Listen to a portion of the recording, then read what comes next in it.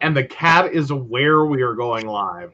All right. She is, like, the minute you said we're going in, she is like, boom. Yep, like, hi, guys. I'm ready for my close-up, Mr. Devereaux. You really?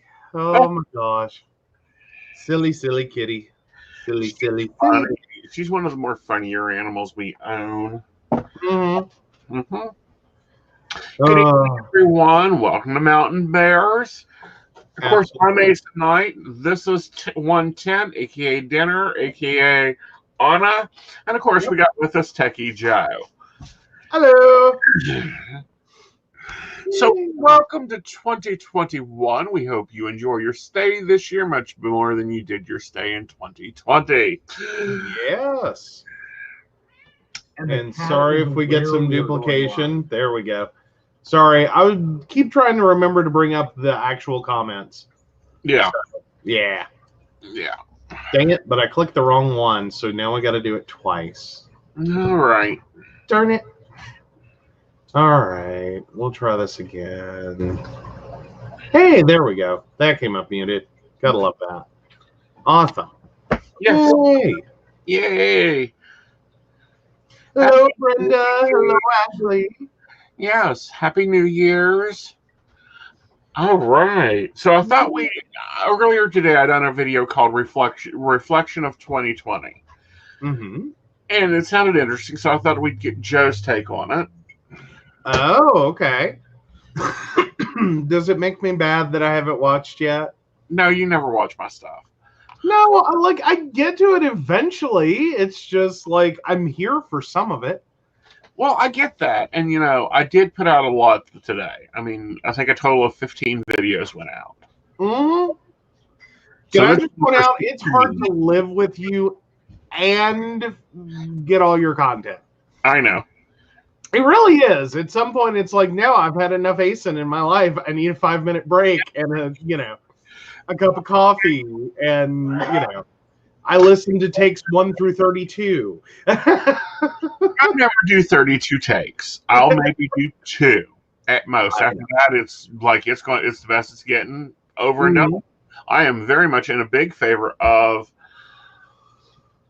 Hello, Sue. Hello, Catherine and Harley.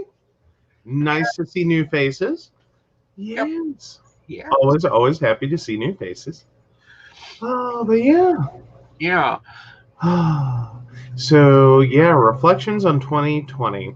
Yep. They just broke up into categories for you. Oh, there's categories? Yes. We have categories? Did you send me categories? No, I'm asking you categories. Oh, you're going to ask me categories. Okay, cool. Yeah, we were talking about one takes and fresh reacts, so this is going to be a one take fresh react. Okay, well, currently my fresh reaction is there's coffee. Yes. What did you love about 2020?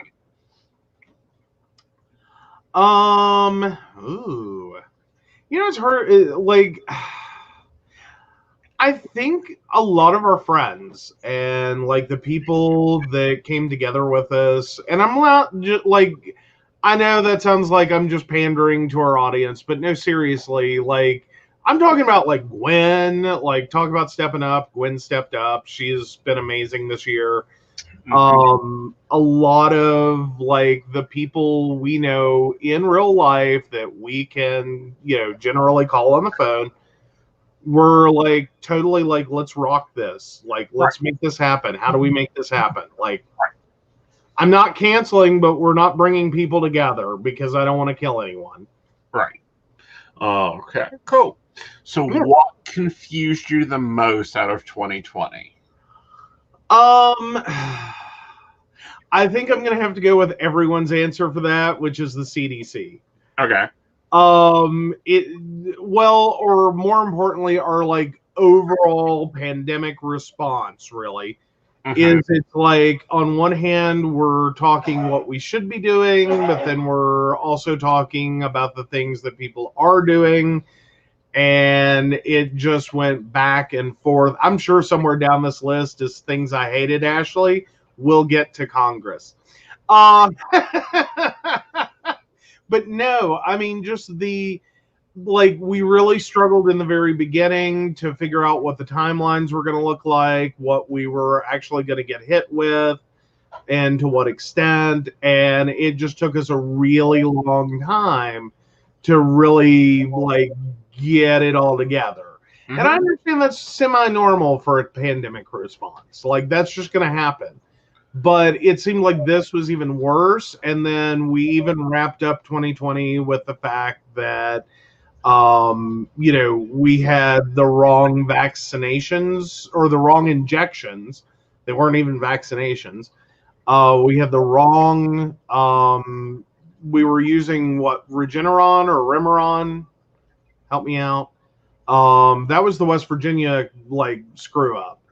I don't know. They give antibiotics instead of vaccinations. Yeah, basically they gave a COVID-19 treatment to a bunch of people instead of the vaccination they expected to get. And it's like, oh, come on, guys. Yep. Like, really? Yeah. Yeah. What else confused you this year? I don't know that it exactly falls in confusion, but I think seeing Tech do the price jumps that it did. That part, I will claim it under confusion because it made trying to help clients really difficult. Because minute by minute, quantities of stuff and prices of stuff and availability of it, was all over the map. It's like, find a webcam, good effing luck. Find me a computer, even better effing luck. I only want to spend $500 on a machine. Wait till next year. That's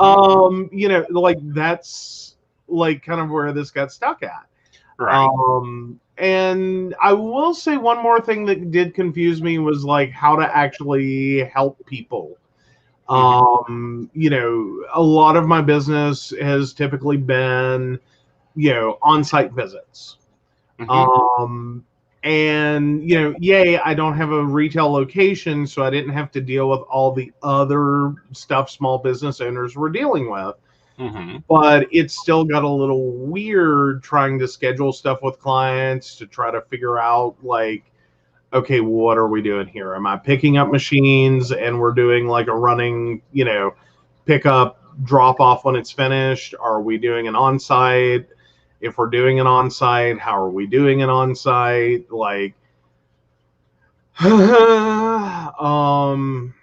Yeah. If I had to add one more, I would say, trying to figure out month to month, especially on the photography side of the business, where we're going to get to do, because we were all set up for Easter.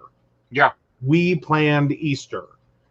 And, that was when everything broke loose, right as all the stuff was coming in, to get me ready for that. And it was okay, guess we're not using that backdrop this year.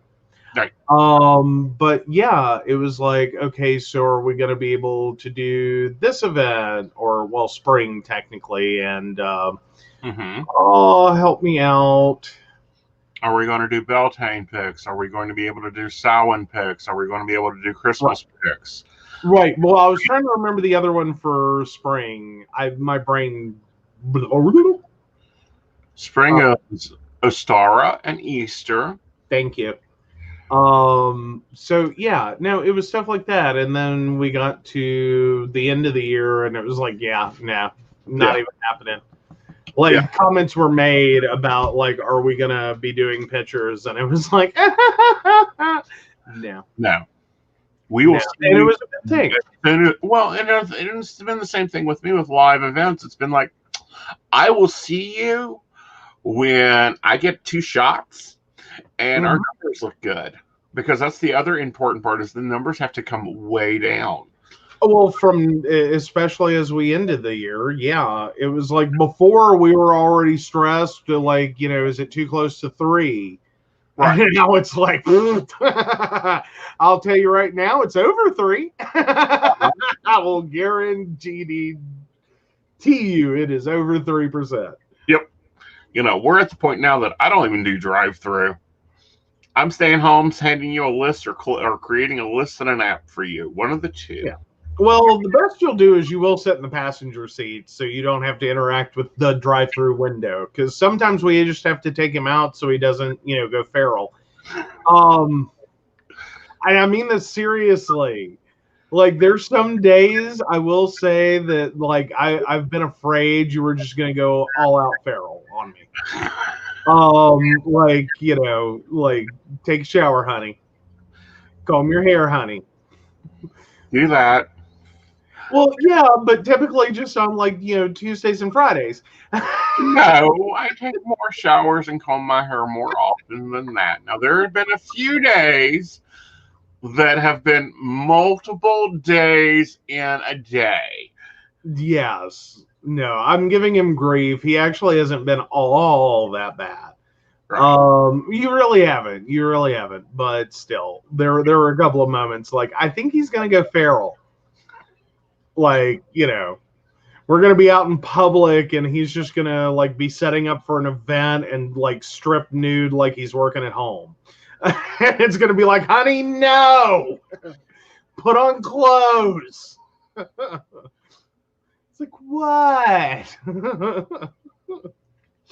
So what are you letting go of from 2020?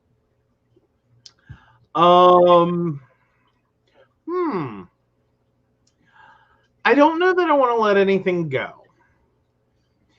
I think 2020 occurred, and about as like woo-woo spiritual all over the place as I get is things happen for a reason. Mm-hmm. And we can either learn from it, we can take the whole experience of 2020 and move forward with it, or we're doomed to repeat it because we just shoved it in a closet and forgot about it. So I don't want to let anything go. I'm just going to carry that all forward. Mm-hmm. What was your game changer? Or things that were your game changers?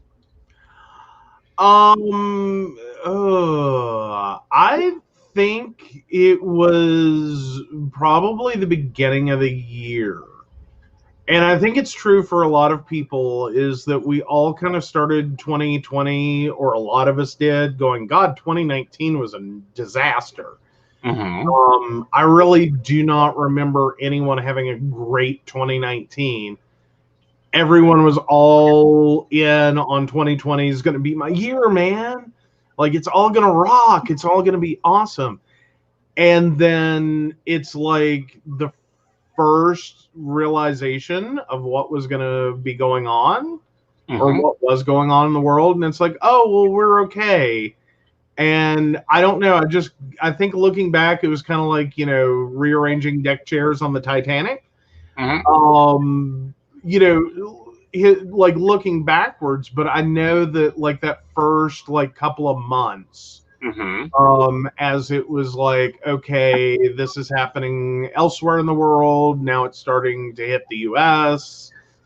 Okay, so we're looking at like a couple of weeks, couple of months, like what are we doing? And I think even all the way up to August, we were really kind of thinking, well, we're gonna get some traction here. Right. And then I think once we hit back to school, and like this is something we're still dealing with, was probably the biggest game changer, where it's like, no, we're screwed.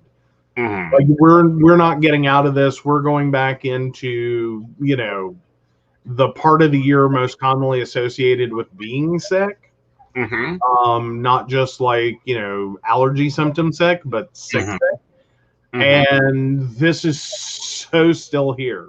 Right. And then I think I still held a little hope out for like Thanksgiving. And then once Thanksgiving happened, and it was like, no, these people are idiots. Right. And there's nothing else I could say at that point. What were things that, example, my scheduling software was my game changer. Corby's books were my game changers. From that perspective, I really don't think I had anything hit me like that. Like, I'm trying to think of anything that, like, really, like, I've just kind of been plugging along. I don't know. The biggest thing I can think of on that front is we got the official business license, which was how 2019 was supposed to have started. Like, again, kind of looking back at that year as the shit show that it was. I really was all set to begin 2019 opening my business formally out there. And then I had a neck problem and I was going to need surgery, and I'm going, okay, not this year. Nope. So I was all set to begin 2020 with that, and then it took a few months, but we finally got there. Right. So yeah. Excuse me a minute. I have to go kill somebody. Oh, okay. Why don't you talk about some of the things you learned out of 2020? Oh, things I learned out of 2020. Alrighty, so figuring out things that okay, you're still on screen. Well, okay, never mind. I thought he was gonna live murder someone. But no, things I learned out of 2020 was really the importance of having a ton of different alternatives for both softwares, hardwares, websites, all the business tools that you need to ensure that as we go forward, that we're not just stuck in doing things, and to be proactive towards finding new solutions, so that we're not just, sitting here working with things that we have just because they work, but also evaluating new and different solutions to the problems that we could face in the future, so that we have other ways to work around them. And I think we did a lot of that. I really do. I think we ended up doing a lot of reevaluating, like, stuff we were using and how we were using it and what solutions might work better. And I mean, like, we really kind of rolled through a lot of different solutions this year, or well, last year. Right. And, sorry if you guys hear the noise. I just had to go quiet the neighbors down, who apparently think it's great to yell at this time of the hour. Yeah, really? Yeah. Oh, But yeah, always fun. Always fun. And, for me, the thing I learned was start being flexible. Because historically, it's like, no, I have an event. Yeah. No, I have an event. No, I have an event. Call Enterprise. I have an event. Well, yeah, and that has been probably the biggest, like, difference between, like, 2019 and 2020 was that you were actually off the road for most of, like, the vast majority of it. Yeah. Because typically we were down to a point we were home one weekend every month. Right. And with 2020 working out the way it did, it actually gave us the ability, for instance, to do mountain bears. Yeah. Because like, we were doing our best in the blog talk era, trying to get that Friday show out every week. Well, there were months there that we couldn't even get the Tuesday show out. Well, right. But the Tuesday show, I was going to say, was a little easier. But moreover, what I'm saying on the Friday show is a lot of times we were, like, set up for Saturdays to be somewhere. Right. And at that point, like, there's only so much you can do from, like, 9:30 to 11:30 before it's like, okay, now we're eating into sleep time. But yeah. Yeah, and it's been great. We've gotten that done. We've moved. I mean, because for a decade I was on Blog Talk.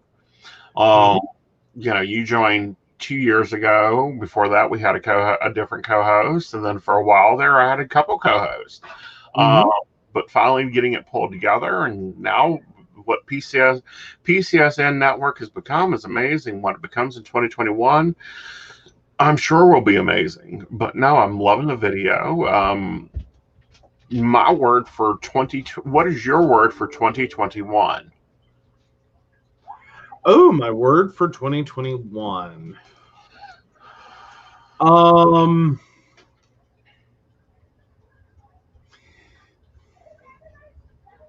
Regenerate. I'm gonna go with that one. Cool. Like I'm having a total like Doctor Who regeneration mental thing go through my head. Kyle goes with Fluffy. I can get behind Fluffy. Yeah, my word is content. Now, we've expanded. We're going to continue to expand. Heck, today 15 videos went up. So yeah, my word is content. We're going to see what content we can create and content we can have fun with. Absolutely. Yeah. And you've picked up new platforms this year, last year going into this year, you have a lot more because let's see, we ended 2019 on Blog Talk. Mm-hmm. You had a Twitter account you barely touched. We had four pages was it on Facebook? Yeah. Yeah. And maybe 3 groups. Mm-hmm. Yeah. And then we ended last year with God, I've lost count. That's all. Last year with 4 pages on Facebook, some private groups for classes. I'm now on TikTok, YouTube, 2 YouTube channels, well, 3 YouTube channels if you count the gaming channel. Mm-hmm.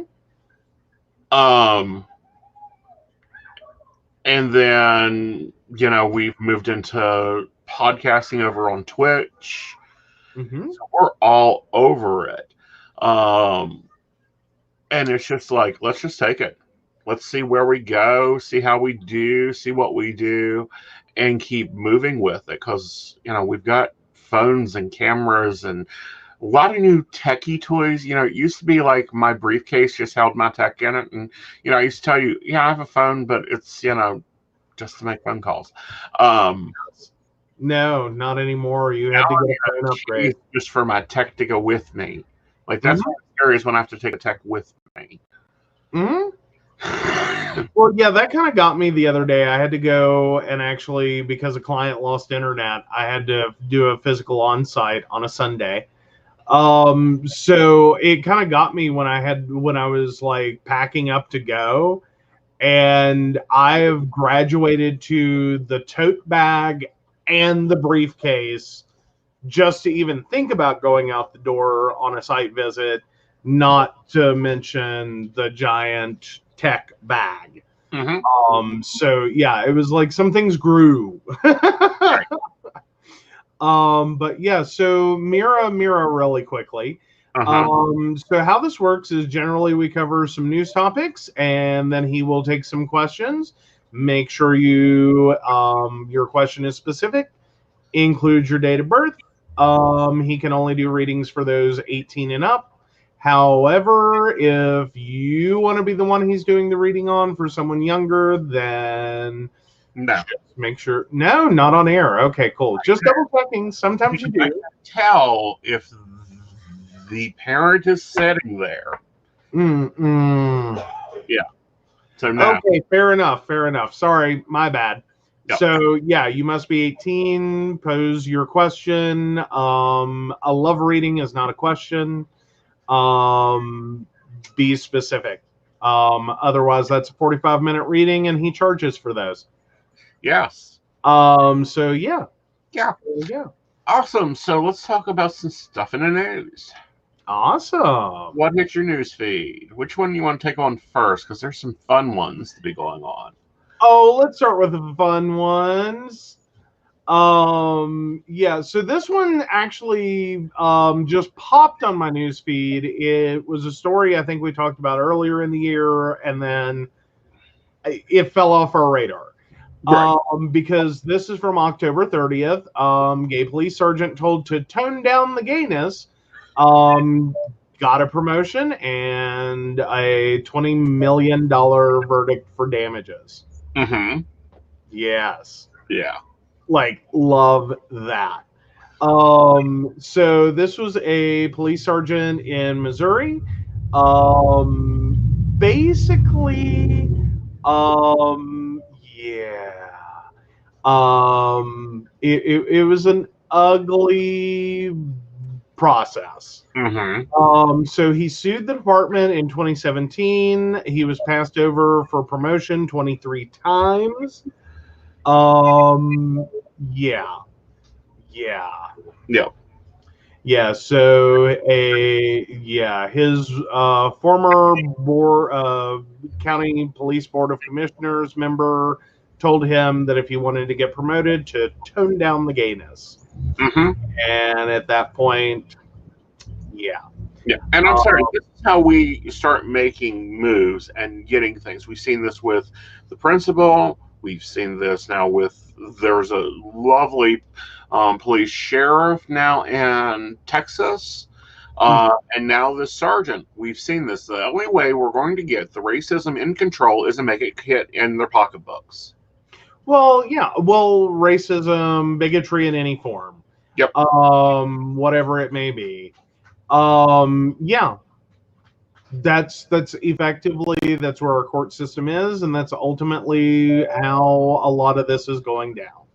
Mm-hmm. And it's really the best way to resolve it. Right. So yeah. Yeah. Keep discriminating, keep paying the price. Maybe you'll get it through your head that, keep that crap at home. Right. Where, if you're gonna have it, where it belongs. Yes. You can choose to be a hateful person, just don't think you're going to make good money at it. Exactly. I mean, that tends to only work, for mega church pastors. Then you can buy a jet with government funds. Well, I'm hoping that they move to, when they become political, they lose their tax status. That would be lovely for 2021. Could we do that? Yeah.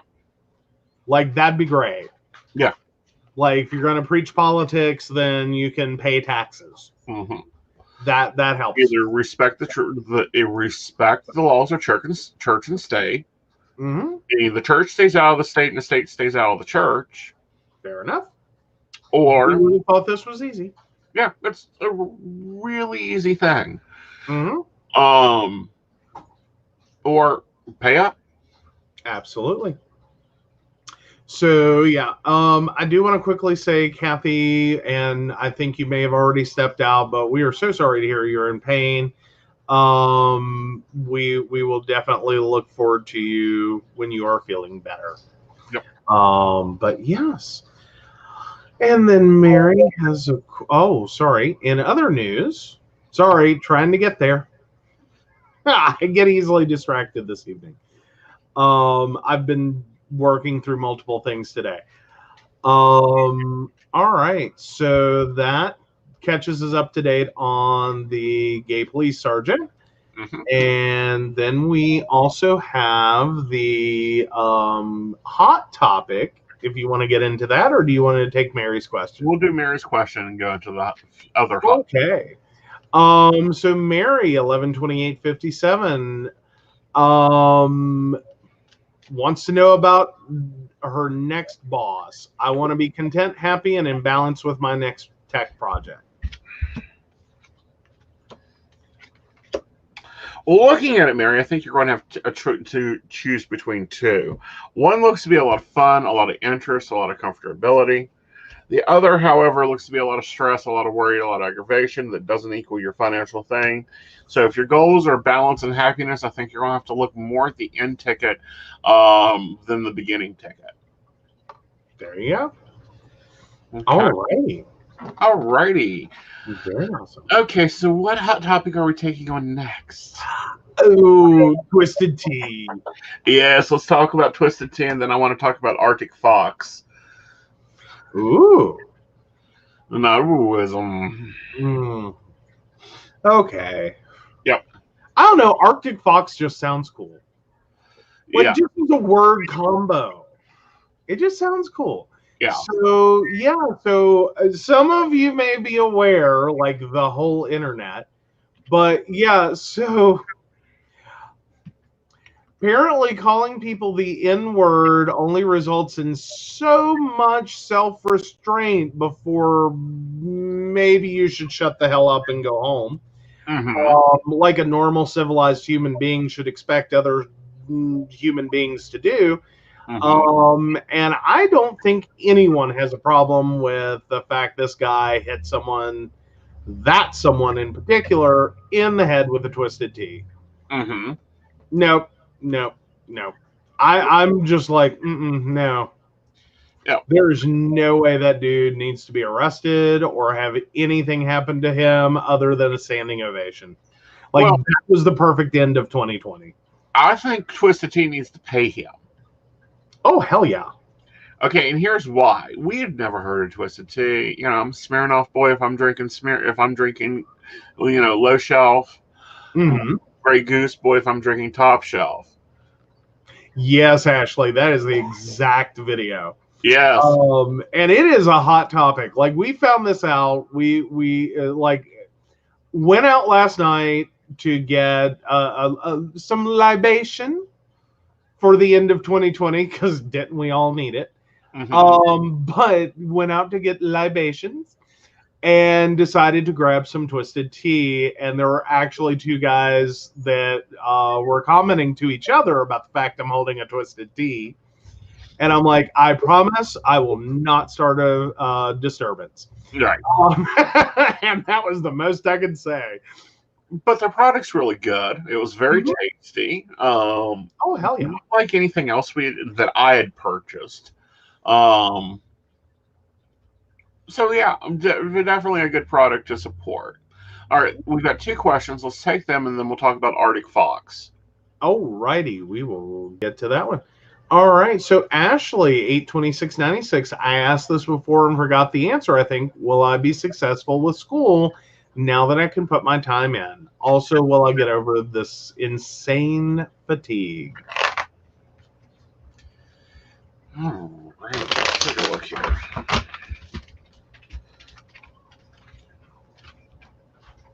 I feel you get over the insane fatigue when you start simplifying things.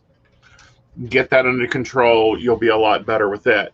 As far as school, I think you've got to stay focused there. I think you need to sit down and literally plan it out,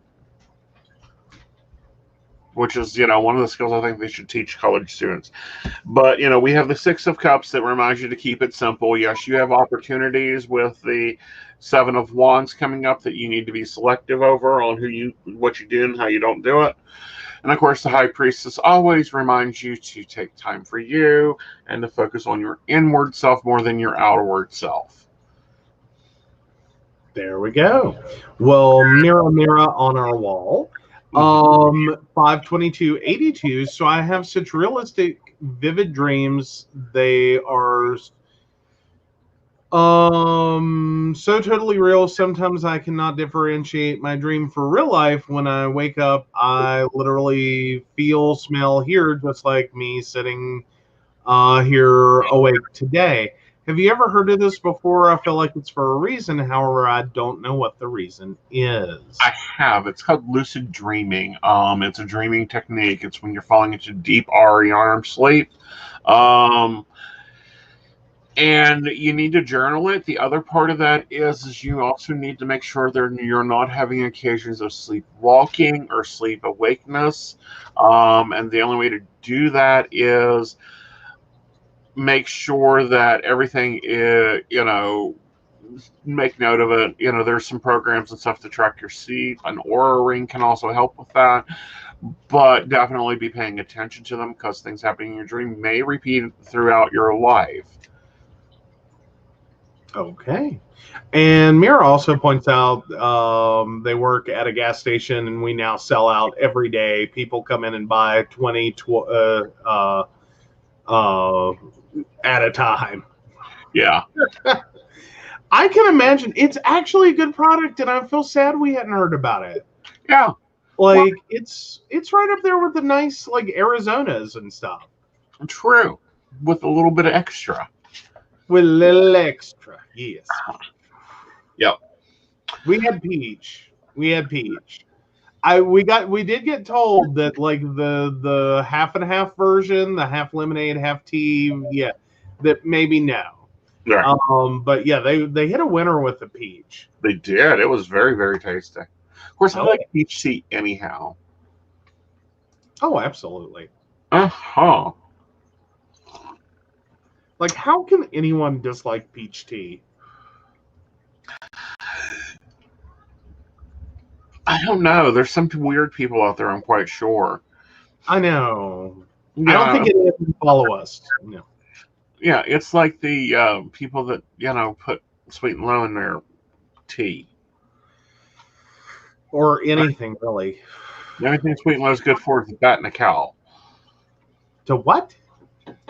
Fatten a cow. Okay. The British actually feed sweet and low to their cattle to make it gain weight. Oh, well, good. Glad to know what we've been doing to our bodies all these years. Yes. Yeah. All right, I'm sending this to you in private. Oh, okay. I will go check that out. Because you don't have it. Yeah, I don't think I have that one. Come on, open up. There we go. Move you over here. Oh, no. Oh, hold on. My ad blocker is making everything mad. Because I use that, and you were asking me recently, like, should I use an ad blocker? And I'm like, oh, please no. Yeah. Well, I use those, a lot of the news sites to support themselves instead of selling subscriptions and having half decent news, just use ad seller. Yeah, basically. Yeah. But no, it does get a little crazy at times. Like I have a love-hate relationship with ad blocking. Like I really truly do. Brenda doesn't care for fruit-flavored teas. Oh. But she watches our show, and I have to say, this is some fruit-flavored tea, isn't it? Like we're spilling it everywhere. Anyway. Okay. Arctic Fox, one of the most followed indie hair dye companies in the U.S., with alternative beauty influencer Kristen Leanne. Oh, this is was this the one that lost her ability to sign her name? No, this is not the wedding dress designer. Oh, okay. Sorry. I'm trying to catch up because it's like, oh, Leanne's former employee said her leadership style was toxic. Ooh, homophobic language, staff-wide disagreements over Black Lives Matter. Mm-hmm. So she's supposed to be the creative director and supposed to be inclusive. She isn't. She's gone on record of calling her business partner Ray Morgan homophobic slurs and choices about his nail colors that he wears. Yeah. Just going for person of the year. Right. Well, non-employees have now come out against her, talking about how she uses the N-word, the F-word, and it's like her main marketing, hate to say this, is the gay community, is actually totally just using us for bankroll. Well, that's kind of general corporate thing anyway. Like, to some degree, one expects that. There are some companies that are gay owned and operated, and they seriously are, you're supporting your community. Right. And then there's companies that it's like, hey, the gays have money because they're still running on that dual income new kids concept. And it's like, yeah, that hasn't really worked out for anyone. Yeah. Not for not for at least a decade. Right. Granted, we are seen as by the marketing people as having the most domestically free income. Mm-hmm. I want to know where it's free at. Last time I checked, so we have a lot of disposable income, but she, calls her business partner homophobic slurs, calls her employees homophobic slurs. And, this is now on record. And what's really discouraging is, Arctic Fox is the one that does like the platinum grays, the hot pinks, the bright blues. And granted, I've heard mixed reviews about the stuff, but it's like, really? Yeah. No. Yeah, direct quote is she hires people, she works them to death, she burns them out, and then she turns them over. Oh, really? Really? Burn in the beauty industry? Like, this is personal care. This is self-care. This is, supposed to be all about making people feel better about themselves. That's what the whole beauty industry is. Mm-hmm. And you're gonna like do that to the people you hire? Like, how are they supposed to show up and love your product if, like, they're crying in their cars on their lunch break? Right. Like, no, that's not right. And do that. Right. And what's even worse is they've got screenshots. Oh yeah. Yeah, like it wasn't like privately, like person to person. It's like no. Yeah. No. She once sent a model. They were doing ad campaigns and they were looking at model pics. Mm-hmm. And she rejected the model because she looked too dyke. Okay. I'm not sure how you do that. You're selling a hair dye product to a community that literally is rainbow colored, but you don't want your models to look that way. Yeah. Yeah. Well, I mean, was her, headshot of her giving head to her girlfriend? I mean, like, I'm just trying to figure out how Short hair. Too lesbian in a situation, right? Yeah. I was trying to go for a fun comment. I know, but yeah, just be aware where you're spending your money at. Always pay attention to your CEOs. Pay attention to your brands. Other comments like she's demanding. Yeah, that happens. CEOs have to be demanding. I can be a demanding bitch. But that's not the case. That doesn't mean I get to demoralize my employees. Well, there you go. Yeah. But yeah. No, that's just bad. Ashley, I have seen very mixed reviews. Some hair, it's lovely and wonderful. Other hair types, it bleeds like a Russian pig. Oh. Yeah. And I think it really has to do with the mix of the chemicals, because we've experienced that. Because when I go back to shows, I'm going back to my purple. As soon as I go see, can get in a safe appointment with Dimples. Yes, you need to go see Dimples. She does beautiful hair color. She does, and she doesn't use Arctic Fox either. Oh no, she does not. But yeah, no, that's just so messed up. I know. Oh well. I still hate those stories, but they're becoming more prevalent. They're like this, Mm-hmm. I don't know. I kind of like that the stories are coming out and that people are not just taking this as they're a crappy employee. And I'm hoping that's like a 2020 thing everyone learned. Mm-hmm. Is like you are so totally expendable to every company you work for. Like they will replace you the day you die. Like you will drop dead at your desk at 9 and they will be running your ad for your replacement by that afternoon. Right. Like we'll all take a moment of silence, send some flowers, and then it's who again? That's how this works. So no, we're actually live on Facebook, YouTube, and Twitch. Yes. Yeah. And multiple forums on Facebook, yeah. Like multiple pages. Yeah. We do. We're here a lot. Yeah, we stream multiple services, and we enjoy doing that because it allows all the listening audience to choose where they want to go. And it's like even after the show, it'll be up on a podcast. Mm-hmm. Mm-hmm. Absolutely. Oh, apparently Arnold Palmer half tea, half vodka. Mm. There we go. Interesting. But yeah, so yeah, sorry, I'm just catching up on comments. But yeah. And there's just too much competition in workplaces, and there has been for way too long. But now, Mm-hmm. Mary, I have to go back here on your comment.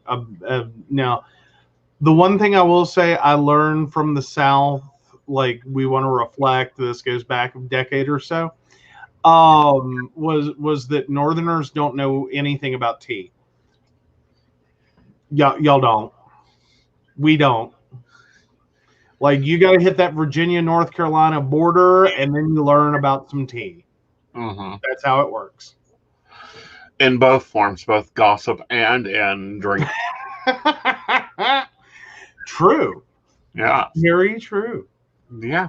All right. So what's on your news feed? Oh, I think about the last thing because we're moving quick tonight. We are.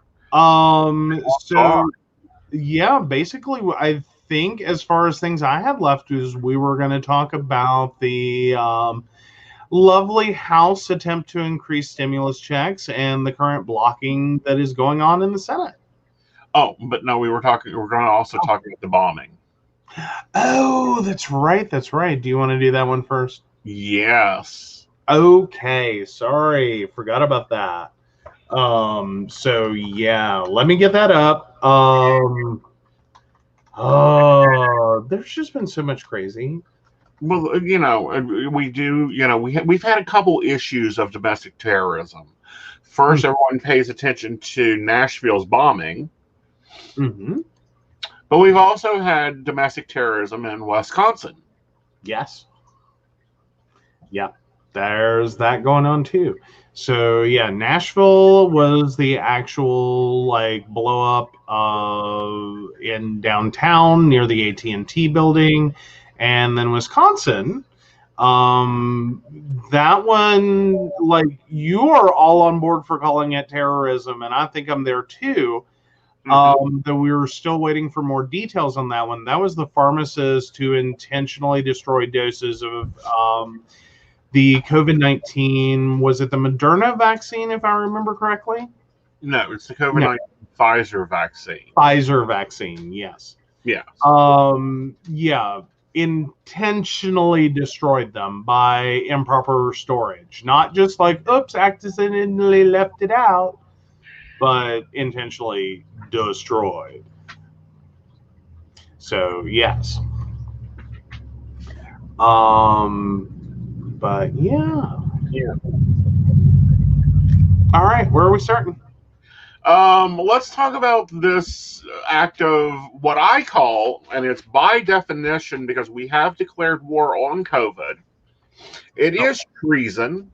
It is also sabotage because it is a national emergency, and it could be murder if they lose more victims in Wisconsin to COVID within the grade group. Okay, so because some of the vaccinations were used before they found out there was a problem. So yes, murder. Do I now? Yes, murder. Well, but that's what I'm saying, though, is some of the vaccinations were used. They're currently rescheduling people to be revaccinated. Right. But yeah, it could potentially cause some issues if the people who receive the bad vaccination end up not getting rescheduled in time. Right. I would hope the hospital is working really hard on that to ensure those people, and they are, from all reports, working really hard to make sure that everyone gets contacted who received the bad version or the bad doses, so they can immediately jump back through. But it's still a real sad waste of the virus, of the vaccination. It's a lot of concern for the people who receive the bad dosage and for the people that are going to end up having to wait Right. because now those doses are destroyed and gone. So that's less people who can get it. Right. So again, terrorism, charge them. Treason, charge them. Sedition, charge them. Call the firing squad, because it's Wisconsin. They still have a firing squad and a hanging committee. If not, I'm quite sure someone can remember how to tie a knot. Very true.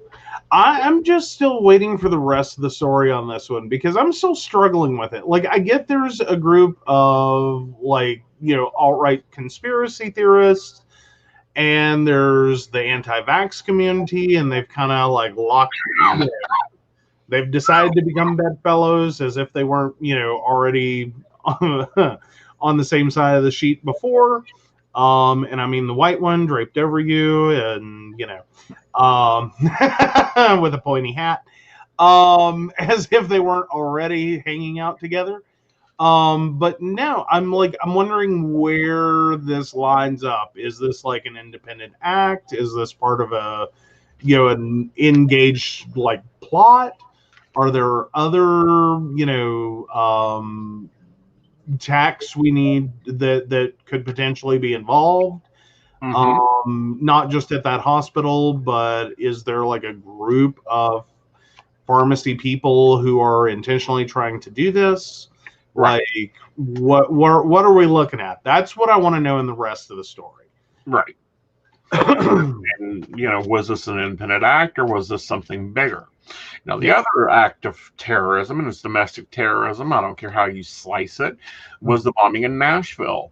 And on Tuesday's show, I had said, I had been asked, that is he a lone wolf? Is he not engaged with anybody? How does he just pop up and do a massive bombing?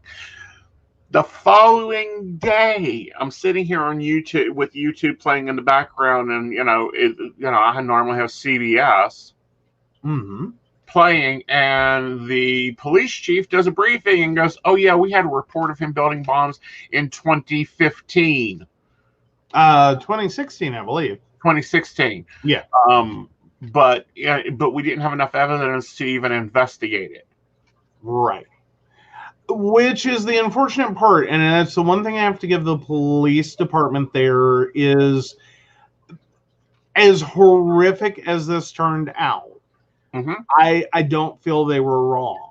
No. I feel they should have maybe made more of an effort to like keep him on their radar, or to follow that up. But in terms of like go in, knock down a door, like, no, they had no cause. Done that. They couldn't find anything because there was nothing in the house. They have now searched the house after the bombing. They have ran explosive dogs through it. They have done chemical testing on it. They have done chemical wipes on it. Nothing was in his house. Everything was contained into the RV. Right, but even with the RV, they were not detecting anything from the established perimeter of the fence. Right. They couldn't see in to see. They could not detect anything outside of that RV. So one, he did this as perfectly as possible to avoid detection. Right. Which, not that I want to high five a bomber, but good job on not getting caught, for whatever that's worth. But moreover, it did leave this in the dark up until the last possible moment, which is boom. I do try to give him credit for the fact as well that he made as much of an effort as one could to at least get people out of the area so that it was more property damage than casualty. Right. Those are the only good thing. Like, that's the only good thing in the story. Right. Is that he did attempt to clear the area. Right. All right. So we have a question from Crystal Bulgar. Yeah, let's call her Sue. Yeah. So Sue, 10-156, I'm looking at retiring this year. How does that look for me? Let's take a look here, Sue. All right.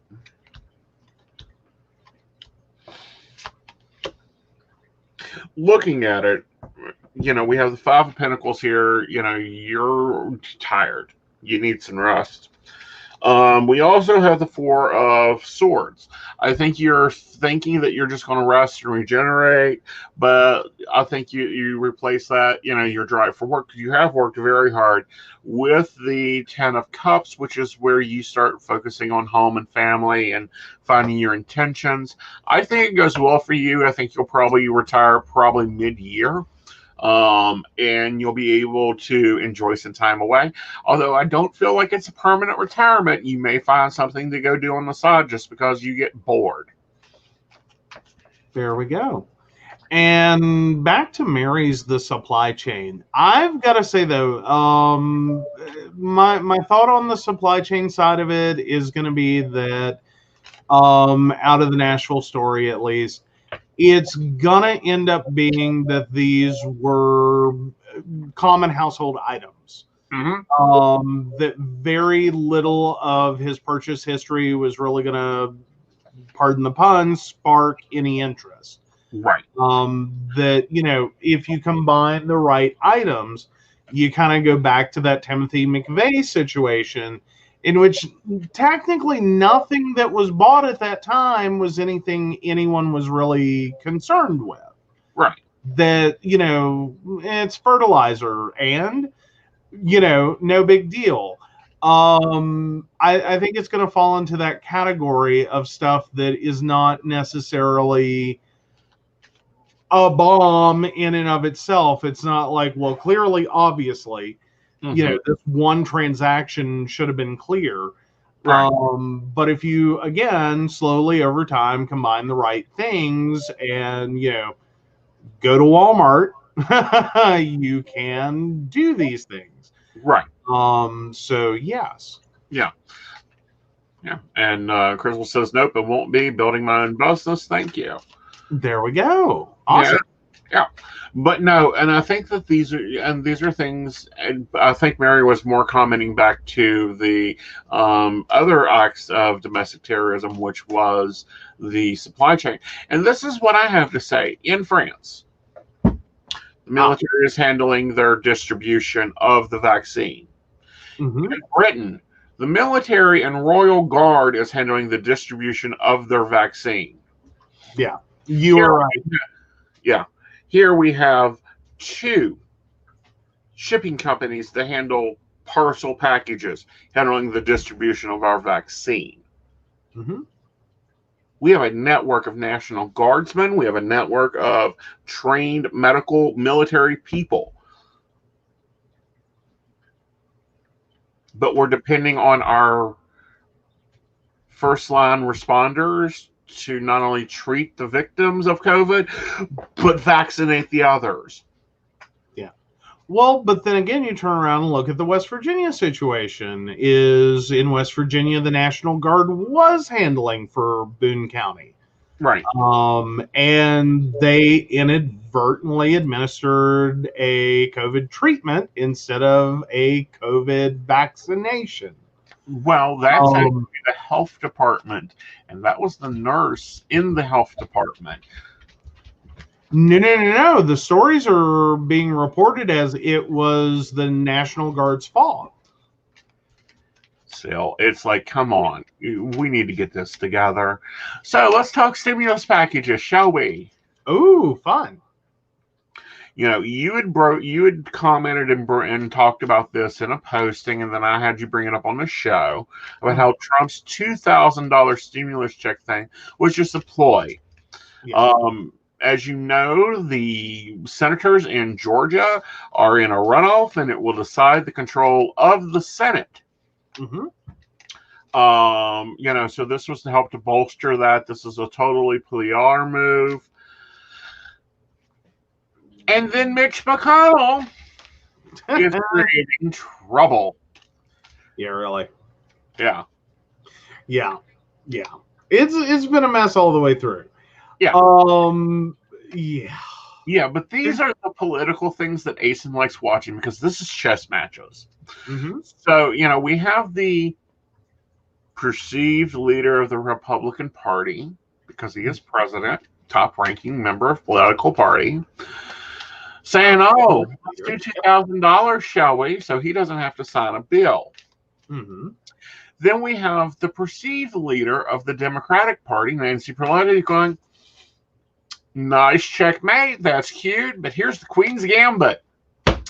By golly, let's do that. I've been trying to get that done for 4 months now. Goofy, let's go."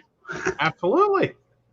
Well, and then I like the way she went about it as an entirely, because at first I reacted very negatively. Like, why are you taking the bait? Like, you know what this is. You have to know what this is. You have been in politics for too long not to know what this is. This is a big fat golden carrot.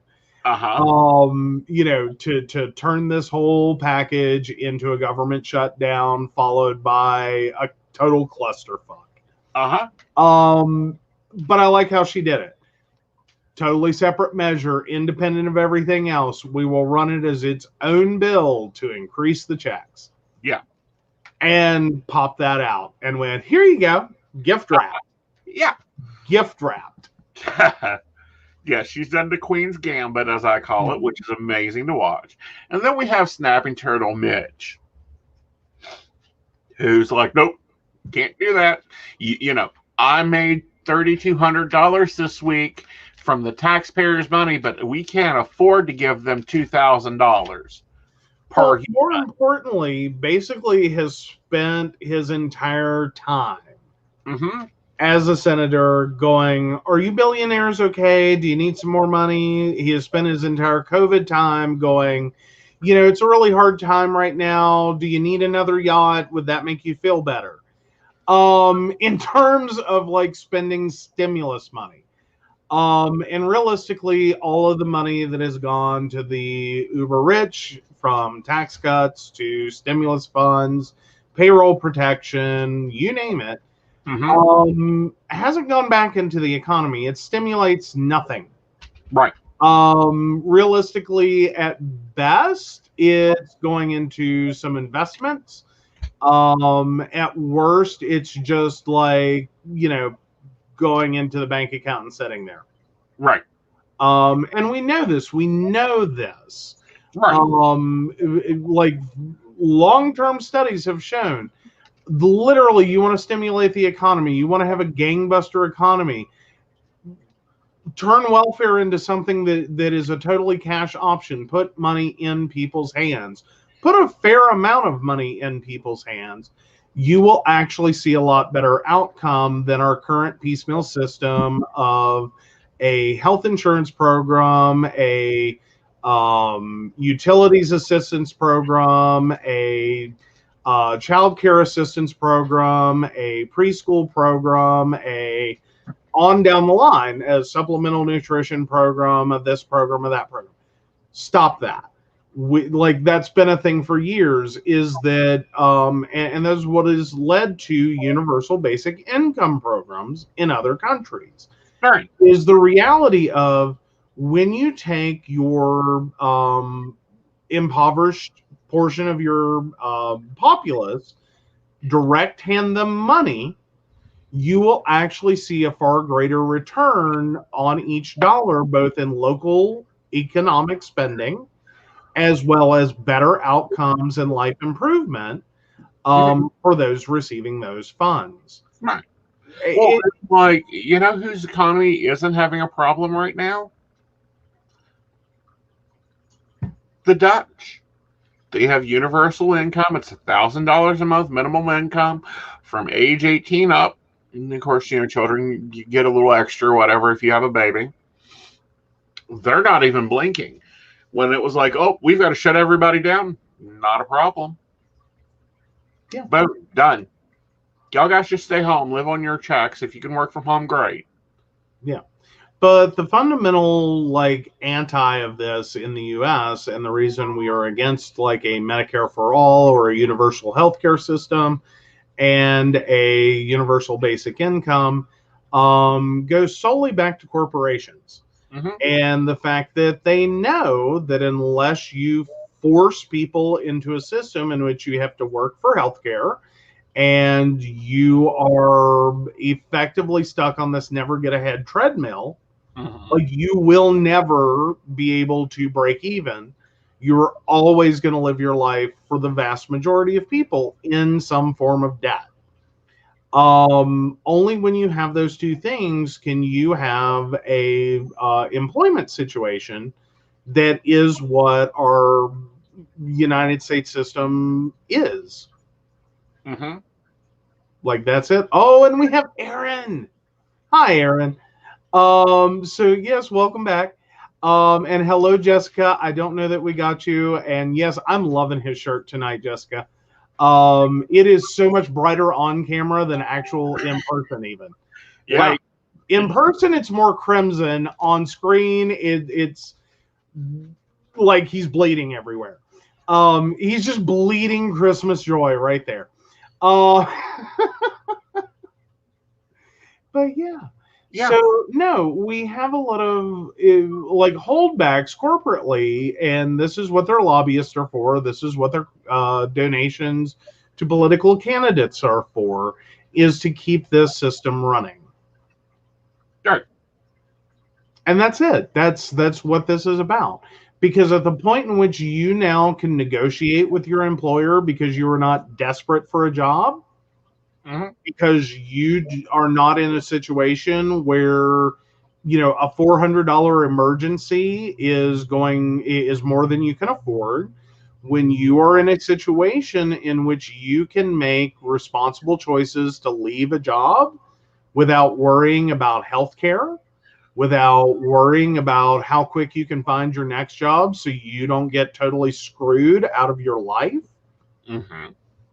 then yeah, you will end up with, you know, corporations that actually have to do something, like be decent. Absolutely. And yeah, sorry, that is my point, Jessica. Welfare is screwed up.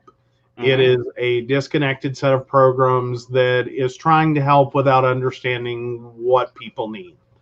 And that's where universal basic income typically comes in at, is it lets you make choices, especially, you know, in situations where there are also grants for different situations, that can actually put money in people's hands to help with starting a business. Like, we want to talk about unemployment, we want to talk about lazy people on welfare. A large part of the time it comes down to people with disabilities that are in a catch-22. Can they work? Could they work? Could they, you know, train for a different job? Potentially. But they ultimately, to even try, have to run away from a very difficult to get social safety net. As in, if you take this chance to, you know, better your situation, you might inadvertently completely screw yourself to a point that you can't get it back. And now you're effectively couch surfing with friends and ending up homeless and without insurance. So, and I've seen that situation happen.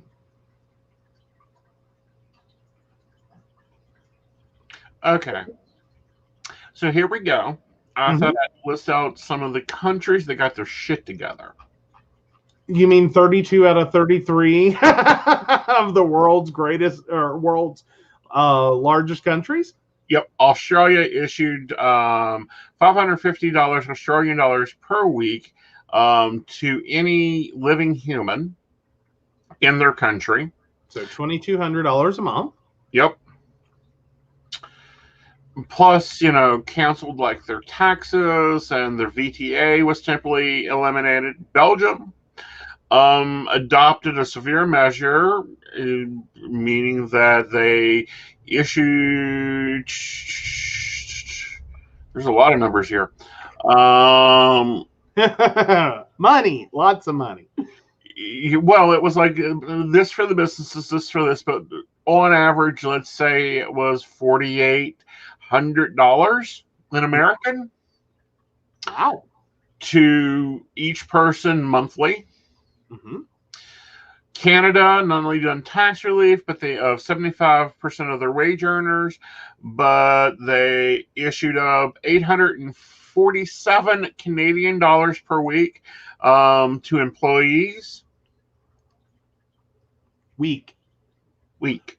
We're 9 months later getting $600. They're getting how much a week? 847. Okay, so doing quick math, or more importantly, opening a browser tab, and so 847 Canadian to US dollars is $665, and that was what interval again? Weekly. Yes. Hi. Takes us 9 months. Like Ashley had like almost effectively conceived a child and birthed it since our last stimulus. Mm-hmm.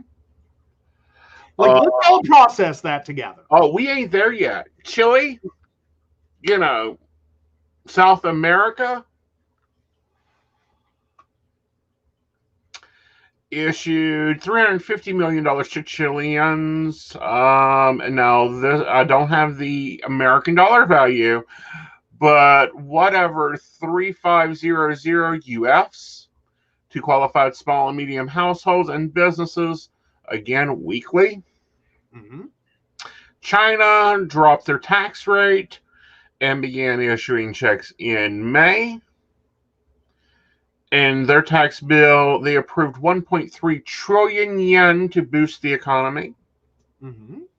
aiding in unemployment insurance, public health, qualifying businesses to carry the 2020 losses for the next 8 years. Mm-hmm. The Czech Republic.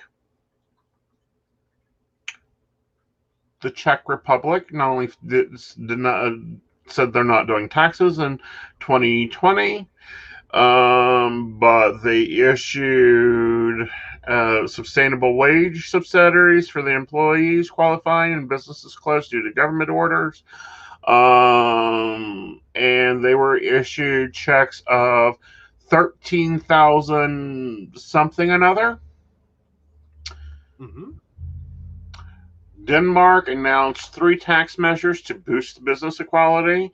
They also issued 200,000 DKKs to individuals in March and then backed it up again in April. Estonia, COVID tax relief of 0.6% and $1,000 per month capped. Mm-hmm. Mm-hmm. European Union done tax relief for those that are still in it. Finland dropped their taxes to 4% and also issued 3.4 billion for bankrolled it. Mm-hmm.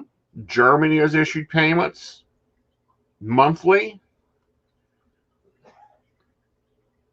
Greece, who was bankrupt 2 years ago, issued payments monthly.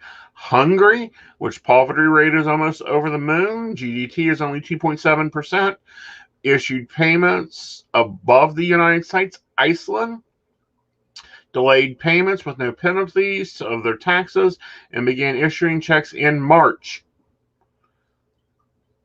India provided 15 billion rupees, and I'm sure we have a thing on that of how many rupees that is. It's in one of the formulas, and began issuing refunds of 500,000 rupees. And that's probably not a lot considering our rupee exchange, but that's probably about $500, which apparently is a lot of money there. Indonesia also done the same.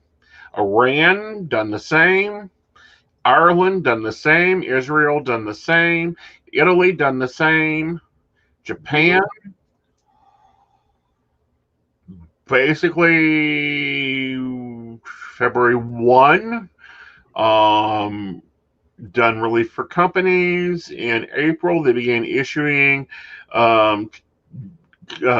relief checks. Latvia Another country that has a very small, done $2 billion in VETI refunds, accelerated, and then began issuing checks. The society might give up to 90% of the sector's most independent classes. Luxembourg, Mazian, Mexico, Netherlands, New Zealand, who had a lovely in-person display. They issued $5,000 per year, per household per month. Mm-hmm. Norway, Poland, Portugal, Romania. Wow, they actually done a good bit of it. They were busy. Russia, Singapore, Scandinavia, Slovenia, South Africa, South Korea, Spain, Sweden, Switzerland, Thailand, Tunisia, Turkey, Uganda issued money to Turkey. Ukraine, United Kingdom, and then there's this $500, $1,200, and $500 and $2,400 for the United States. Less than a paragraph. Yeah. Meanwhile, do we notice what's missing there? Like, apparently Santa did not stimulate the elves. And the U.S. sucks. That's what that list amounts to.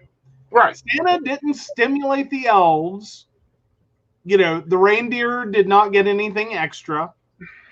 They still had to haul his hefty butt around the world for nothing extra and chance getting COVID. And the U.S. is like, here's the payment, and in 9 months we'll give you a little more. And yeah, that's where we're at. Yeah. Now, you also got to understand that some of these countries, like Belgium, already has a cost of living increase coming in the middle of July. Their citizens already get issued $1,000 a year. That wasn't included in their numbers. This is additional money. Mm-hmm. Absolutely. Yeah. And you know, it does definitely help with the situation in which you're telling people to stay home. Yeah. Because unfortunately, what the U.S. has done is create the perfect storm. Mm-hmm. We're not, on one hand, we are health-wise telling people to stay home. And then we're removing any economic ability to do that and handing all of that power to corporations to decide for their employees whether or not they're going to get paid, furloughed, or, you know, fired. Mm-hmm. You know, not just temporarily laid off, but permanently, you know, shut down that job. You know, you're gone. Throwing everything into the unemployment system, which we have turned into a total chaotic nightmare. Mm-hmm. No, this is, you know, hi. Mm-hmm. And see, that is what gets me. We have Mitch McConnell, who is, yes, the majority leader of the Senate. Mm-hmm. Who is given ceremonial abilities to deny bills. Mm-hmm. However, currently have a president of the Senate doing jack shit when his boss has said, "Oh, I want $2,000 to go," but they all know this is a political move to piss off Georgia, hoping that the Republicans will get a vote in Georgia. Mm-hmm.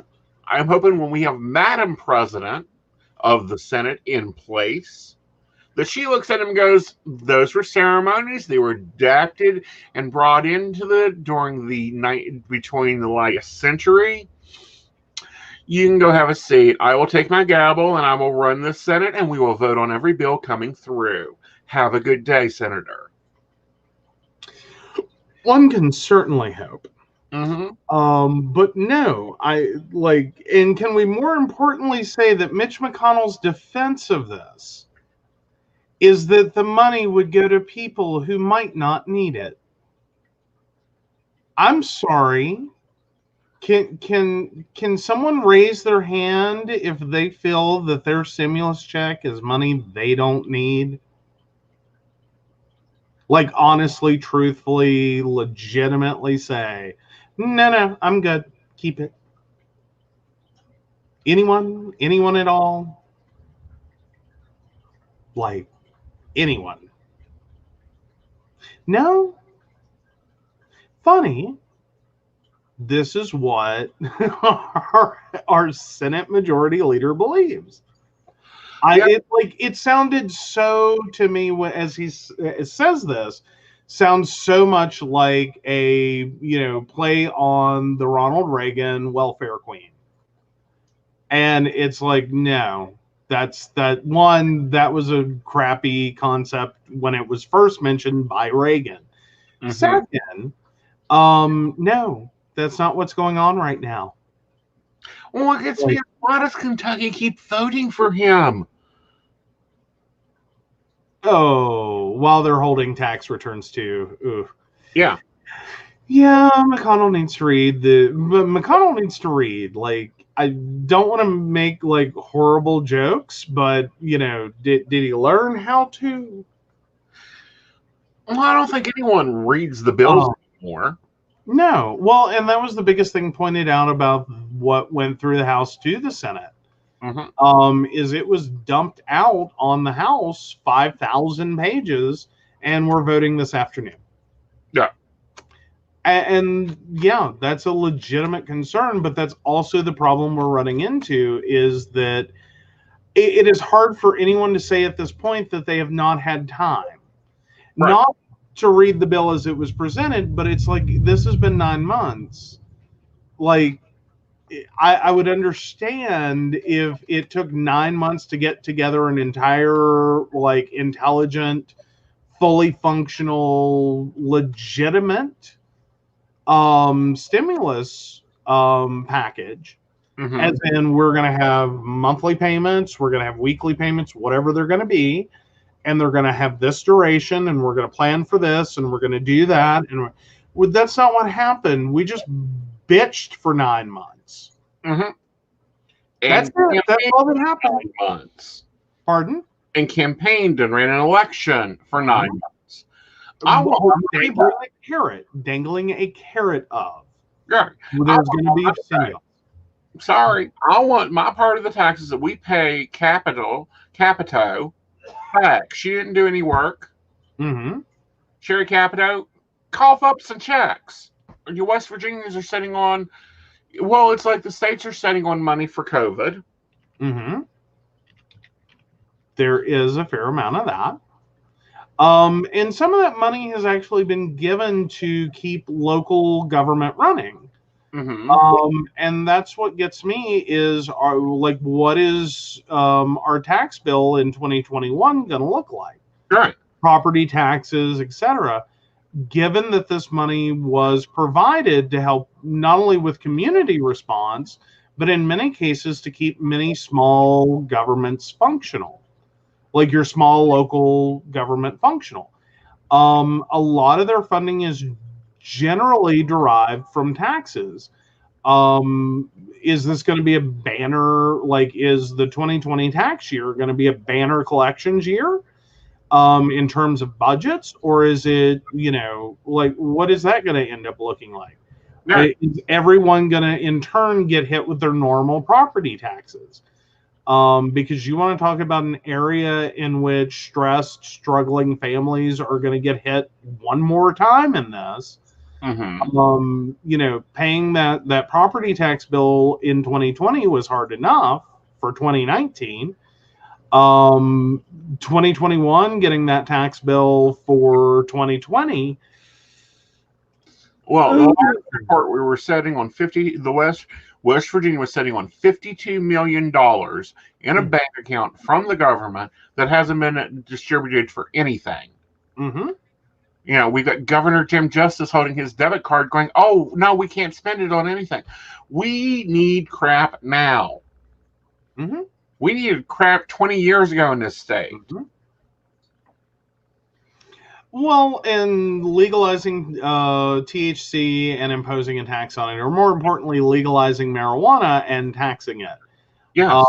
Quite frankly, that segment of the war on drugs died.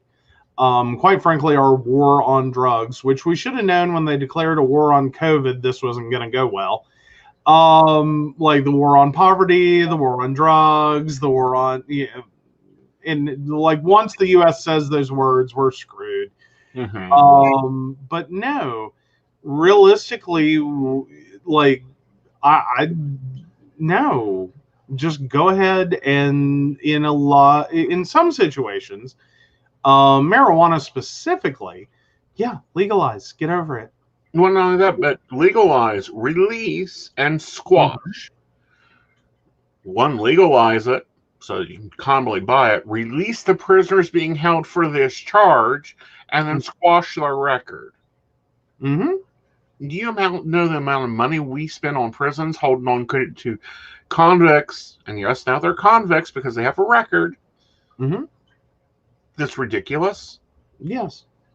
Well, and more importantly, that is a byproduct of a for-profit prison system. Right. Like, quite frankly, I don't know who ever thought having a justice system in which incarceration is run by a for-profit company was a good idea.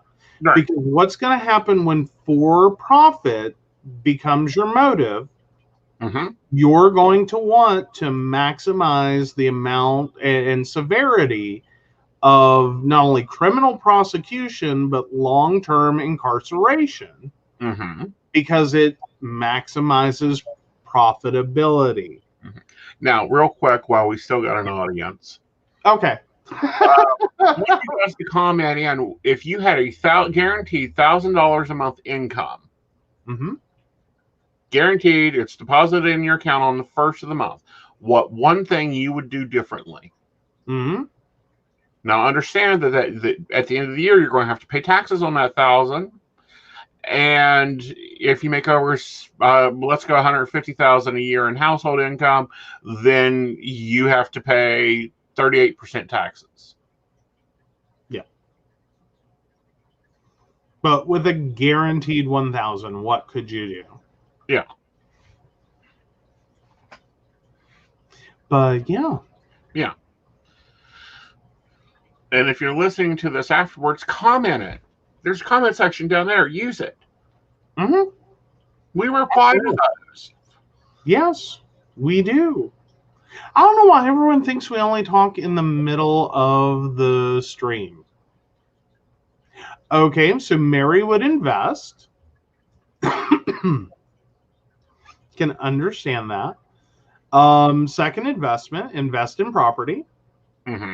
Save for and you know, Mary's going more for saving for retirement. Right. But looking at that, and I can understand that one. That is another area in which the U.S. has a lot of problems. Is the cost of long-term care, as well as, you know, the retirement penalty. Right. In which you lose income, but everything else goes up around you. And you were supposed to have been able to plan that 40 years in advance. Oh, cars, jewelry, and gold. Interesting. I'd take a vacation once a year, 2 weeks, buy a burner phone. Buy a burner phone? Yeah. Oh, so you can go on vacation and remain in contact, but not actually have to go through the aggravation of...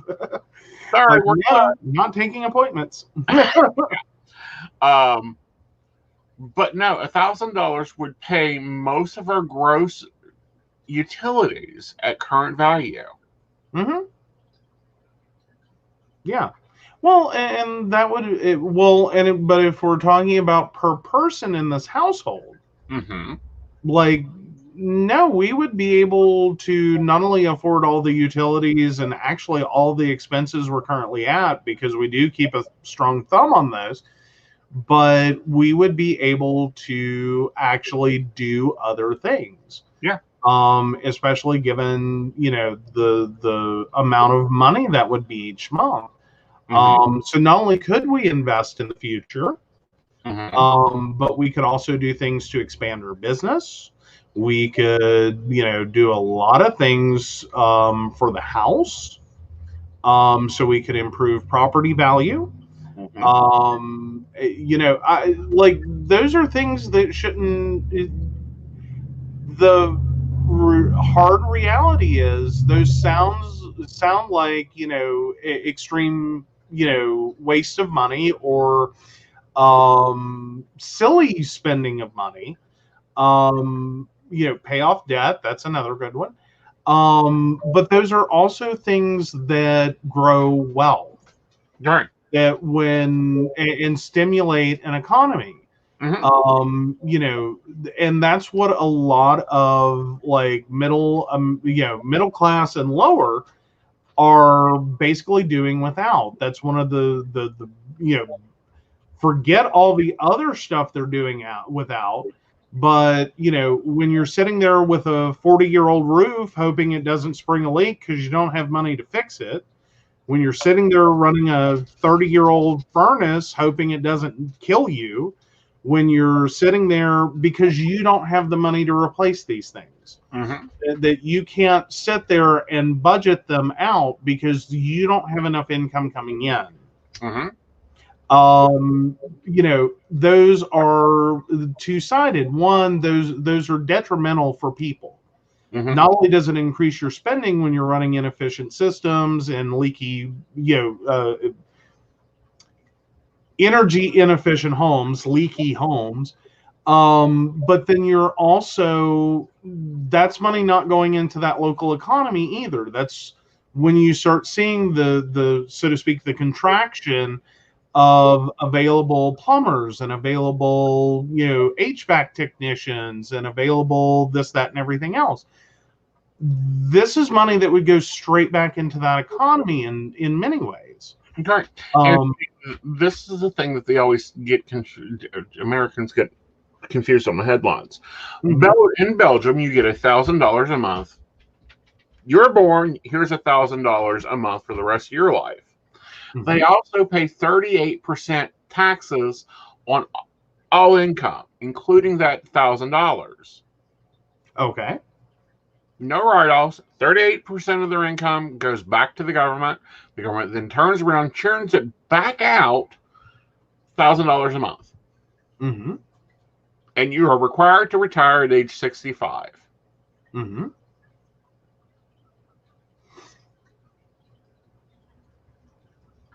For a pension. It's more than that, but you're required to retire at age 65.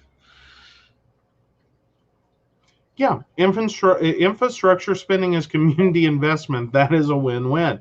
Most definitely is it ever. And I think one of the worst things we've seen out of this is when you, and I see it best illustrated in West Virginia, or easiest to talk about in West Virginia. We have counties like McDowell. Like we'll name and shame it.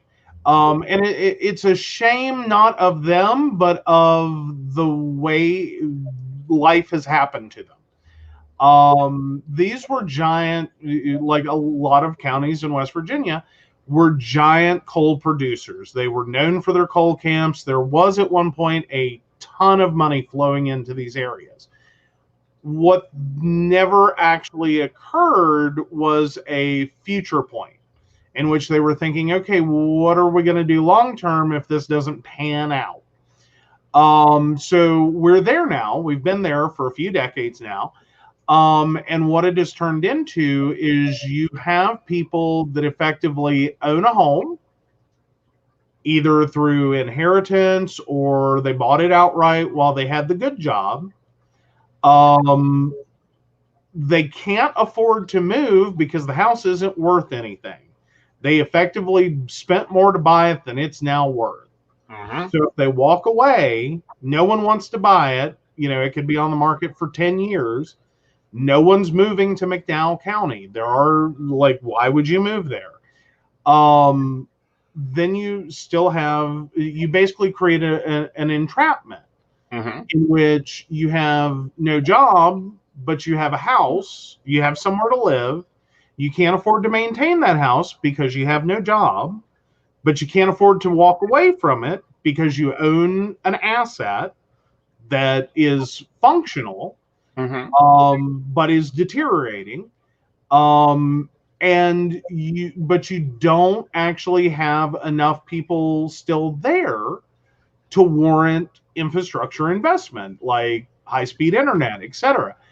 And then you hit 2020, and you're screwed. Right. You're effectively living in an area with really bad healthcare options. You're living in an area that has dilapidated and antiquated water systems, electricity systems, telephone systems. Cable probably isn't an option in most areas. There is no cell phone service, hardly any. And you're expected to work from home or, e-learning. What? Like, that's where we've ended up with that area. Right. Well, and see, this is why I've been watching Elon Musk so quickly, is because he's launching that satellite internet service that he's touting that may be possible to have up to a gig of speed once the full network is launched. Now, if that launches, places like McDowell County no longer become a problem. I can get my 40 acres and a mule finally. Well, and that may be the only salvation that area has, and it's going to be a gentrification at that point. There's going to be with that immediate, like, bam availability of internet, it's going to start looking really good to relocate to. That, hey, this is an area where my property is going to, like, I could buy a house for like 10 grand. Like, I'm pretty sure, even I at this moment can get financed for a 30-year mortgage for $10,000 right. By my bank. I'm pretty certain that one will go through if I am economically viable in that area. Yeah. That, this property is now increasing or going to increase in value. Sure. For the sheer fact it now starts to offer the things that one needs to be able to sell a house into, the 21st century. Right. Because he's even saying that it's going to be able to carry cell phone signal. Really? Internet and cell phone anywhere within, I believe it's below the 12th degree latitude. Okay. Yeah. Well, and Mary makes a point. Yes, West Virginia has the FBI data center in the northern region, plus West Virginia is close enough to DC geographically. Harper's Ferry has been, you want to make fun of West Virginians, you'd be surprised how many people in DC end up living in the Harper's Ferry, which is that weird pointy part off, pointing towards the capital of West Virginia. That is actually a pretty big bedroom community, a pretty big little suburb for DC. It's right there. The rest of West Virginia is what often gets, kind of crapped on. Right. Like, there's a big change between that Eastern Panhandle and where we were talking on Tuesday about the Randolph County. Yeah. Like, there's a line there. Yeah. And then there's this weird section of West Virginia where nothing happens. It's kind of more way more trees than people, way more cows than people. And then you have the rest of the state, and it's sporadic. Right. Yep. All right, guys, we've reached our time limit. And when I say time limit, we've reached that point that drives Aeson crazy when he's trying to edit. Yes. So we will see you guys on Tuesday. We're going to be talking about crap the new age is putting out and just how much jaded glasses can I have on that day. Now, real quickly, so we can thank our Patreons. Yep. Because we got to do that. We are trying really hard. So yes, we want to thank you to our Patreon sponsors for their support: Beverly Walker, Mika G, Kathy, Mary Winfield, Brenda Bryant, Ashley Guest, and of course the Crystal Lotus Shop, located at 89 Old Main Plaza in St. Albans, West Virginia.